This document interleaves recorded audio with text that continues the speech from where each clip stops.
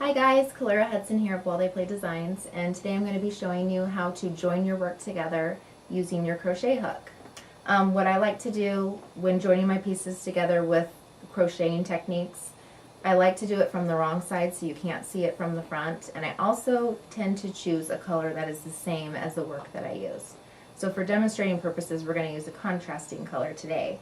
But another thing I want to tell you to do is whatever hook size you used for your piece that you crocheted, go ahead and drop down a size or two to do this. You're just going to be able to work into your stitches a little bit easier. And what we're going to do is, just to keep track of both sets of my stitches, I went ahead and pinned them together with locking stitch markers, and then I'm going to fold them together, right sides facing together.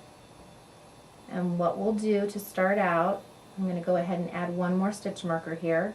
We have this little chain one space, so I'm going to find that on both sides of my granny squares. That way I know my stitches are lining up. And what you'll want to do is get your crochet hook ready here. And the way I start out is with a slip knot, and I'm going to go ahead and place that on my hook. And we're going to go ahead and pick up our piece. We're going to go through that chain 3 space on our front granny square and through it on the back. And we have here a chain in the middle and then another chain. So we're going to go through this first one.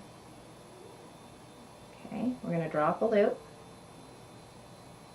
and then that loop that we drew up is going to go through the chain that we already have on our hook and cinch that up. So we've just essentially done a slip stitch.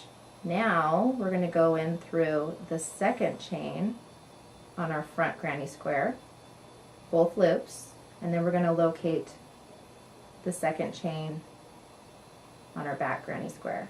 Yarn over and slip stitch through both of those sets of loops. Now slip stitch through the loop on your hook. So we have 2 slip stitches.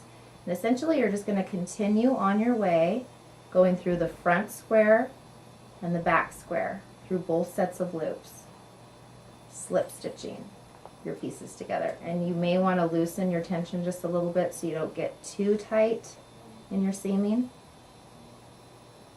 Yarn over, slip stitch through the loops, slip stitch to the loop on your hook.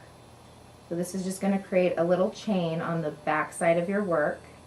And again, we're working on the back side, so we should not have any problems with this showing on the front. But I'll go ahead and show you how this looks on the front of our piece. And this way does not lay the flattest, but it just depends on what piece of work you're wanting to get joined together. If you're doing like amigurumi or some modular pieces that you want just connected and they're going to be folded down, this is a great technique for that. But obviously, again, you would want to use yarn when you're doing this crochet work that matches your pieces. But it just shows you that this is really a tough, nice, strong join. And then the back of it is not going to be going anywhere.